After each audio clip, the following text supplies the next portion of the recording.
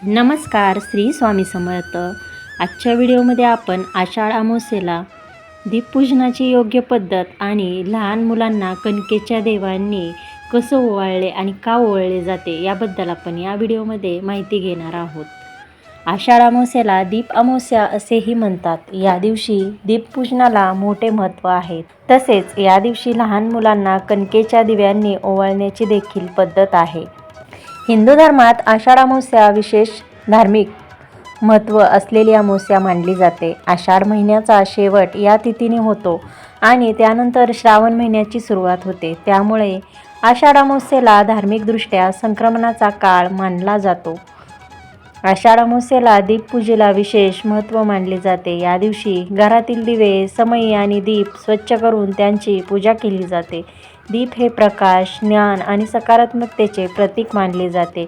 तसेच या दिवशी लहान मुलांना कणकेच्या दिव्याने ओवाळण्याची देखील पद्धत आहे। आषाढ अमावस्येला दीपपूजेला विशेष महत्त्व मानले जाते। सकाळी किंवा संध्याकाळी घराची स्वच्छता करून देवघर स्वच्छ करावे। त्यानंतर घरातील समई, पंती किंवा दिवे स्वच्छ धुवून घ्यावेत। शक्य असल्यास तांदूळ किंवा रांगोळीने दिव्यासाठी सुंदर आसन तयार करावे। पूजेसाठी दिवे एका पाटावर किंवा स्वच्छ जागेवर ठेवावेत। त्यांना हळद, कुंकू, अक्षता आणि फुले अर्पण करावीत।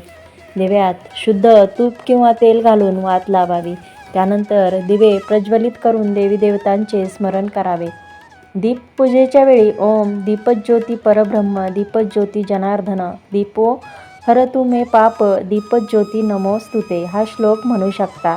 त्यानंतर आरती करून देवाला नैवेद्य दाखवावा।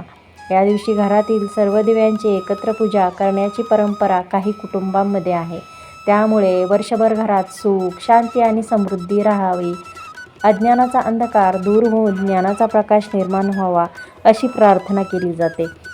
विशेषतः संध्याकाळी दीप लावून घराच्या मुख्य प्रवेशद्वाराजवळही एक दिवा ठेवण्याची प्रथा अनेक ठिकाणी आढळते। मात्र दिवा कुठे आणि किती लावायचा याबाबत कुटुंब परंपरा आणि स्थानिक प्रथा वेगवेगळ्या असू शकतात। लहान मुलांना कणकेच्या दिव्यांनी ओवाळण्याची पद्धत काय आहे? लोकपरंपरेनुसार या दिवशी गव्हाच्या कणकेचे छोटे दिवे तयार केले जातात। त्यात तूप किंवा तेल घालून कापसाची वात लावली जाते किंवा दिवा प्रज्वलित करून मुलांना 3 किंवा 5 वेळा ओवाळले जाते। त्यानंतर मुलांच्या कपाळावर कुंकू किंवा हळद कुंकू लावून गोड पदार्थ दिले जातात आणि आशीर्वाद दिला जातो। धार्मिक श्रद्धेनुसार कणकेच्या दिव्यांनी मुलांना ओवाळल्याने त्यांच्यावर देवी देवतांची कृपा राहते। त्यांना निरोगी आयुष्य, दीर्घायुष्य आणि सुख समृद्धी लाभते। लोकमान्यतेनुसार ओवाळण्याच्या विधीमुळे मुलांवरील वाईट नजर, नकारात्मक ऊर्जा आणि अशुभ प्रभाव दूर होतात। यामागे धार्मिक श्रद्धा आहे। कणिक हे अन्नाचे तर दिवा ज्ञान, तेज आणि सकारात्मकतेचे प्रतीक मानला जातो। कणकेचा दिवा तयार करून त्यात तूप किंवा तेलाचा दिवा लावून मुलांना ओवाळणे म्हणजे त्यांच्या जीवनात अन्न, आरोग्य आणि प्रकाश कायम राहावा अशी मंगल कामना व्यक्त करणे आहे। दीप अमावस्येनंतर श्रावण महिन्याची सुरुवात होते। त्यामुळे या दिवशी मुलांचे औक्षण करून त्यांच्या उज्ज्वल भविष्यासाठी आशीर्वाद मागण्याची परंपरा आहे। या दिवशी घरातील ज्येष्ठ मंडळी लहान मुलांना ओवाळतात, आशीर्वाद देतात आणि गोड पदार्थ देतात। यामुळे कुटुंबातील प्रेम, आपुलकी आणि संस्कार पुढील पिढीपर्यंत पोहोचतात।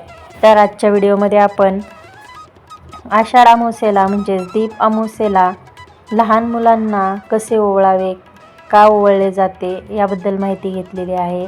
तर ही माहिती आणि हा व्हिडिओ आवडला असेल तर लाईक, शेअर, सबस्क्राईब करायला विसरू नका आणि चॅनलवर जर नवीन असाल तर सबस्क्राईब करा। धन्यवाद। श्री स्वामी समर्थ।